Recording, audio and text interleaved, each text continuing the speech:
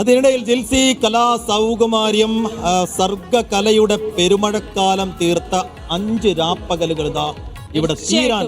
അത് വലിയ എന്താ പറയാ, നമ്മളെയൊക്കെ മനസ്സിന് ഒരുപാട് സന്തോഷം തരുന്ന കലാരൂപങ്ങൾ. അത് കാഴ്ചയ്ക്കാണെങ്കിലും ശരി, കേൾക്കാനാണെങ്കിലും ശരി, അപ്പോൾ എല്ലാം കൊണ്ട് സമ്മേളിക്കുന്ന ഒരു കലയാണ് നമുക്കിവിടെ കഴിഞ്ഞു പോയത്. ഒരു കലാ സമ്മേളനം എന്ന് പറയും, ഒരു കലയുടെ മഹാസമ്മേളനം ഇങ്ങനെ കഴിഞ്ഞു പോകുമ്പോൾ സത്യം പറഞ്ഞാൽ തൃശ്ശൂർ ഇപ്പോൾ ഒരു പൂരം കഴിഞ്ഞ പൂരപ്പറമ്പായി മാറും നാളെയൊക്കെ എന്നുള്ളതാണ്. പക്ഷേ ഇന്ന് വലിയ ഒഴുക്ക് തന്നെയാണ്. ഇപ്പോഴും അവസാന നിമിഷം സമാപന സമ്മേളനം നടക്കുന്നുണ്ട്. കണ്ണൂർ കപ്പെടുത്തിട്ടുണ്ട്. അത് കാണാനൊക്കെ ഒരുപാട് ആളുകൾ ഇങ്ങനെ വന്നുകൊണ്ടിരിക്കുകയാണ്. അപ്പോൾ കണ്ണൂരിൻ്റെ ആഘോഷ പ്രകടനങ്ങൾ, അവരുടെ വിജയപേരി മുഴുവനായിട്ട് ഇങ്ങനെ മുഴങ്ങി കേൾക്കുന്നുണ്ട് ഈ തേക്കിൻകാട് മൈതാനം മുഴുവൻ.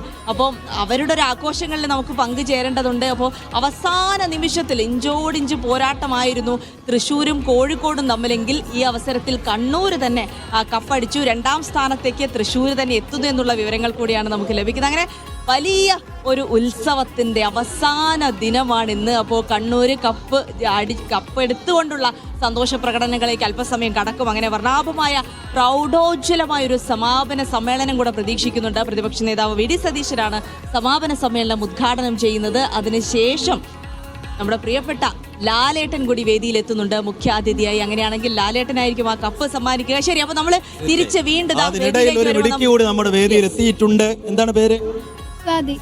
സ്വാതി. ഹയർ സെക്കൻഡറി സ്കൂൾ വിഭാഗം അല്ലെ? ഹൈസ്കൂൾ വിഭാഗം?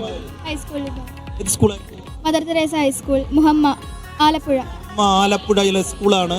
അപ്പൊ നമുക്കൊരു വയലിൻ പ്രകടനം പെർഫോമൻസ് കണ്ട് വേഗം തിരിച്ചു വരാം. അരുണൊക്കെ അവിടെ കാത്തിരിപ്പുണ്ട്.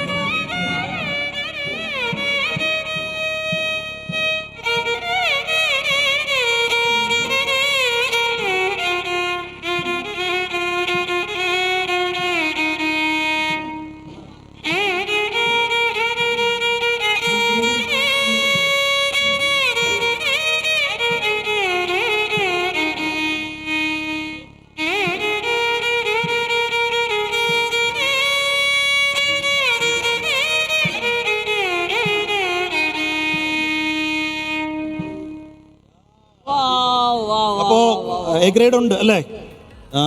ആരൊക്കെ കൂടെ ഉള്ളത്?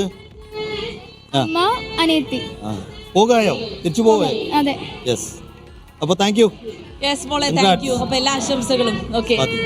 യെസ്. അപ്പോൾ അങ്ങനെ കലോത്സവത്തിൽ അവസാനം കപ്പ് വന്ന് അതിൻ്റെ ഒരു കപ്പടിച്ചു. അതിൻ്റെ ഒരു സന്തോഷ വിവരങ്ങൾ ഇപ്പോൾ ഇവിടെ പുറത്തേക്ക് എത്തി. അങ്ങനെ കണ്ണൂർ അതിൻ്റെ ഒരു സന്തോഷ പ്രകടനം എല്ലായിടത്തും നടത്തുന്നുണ്ട്.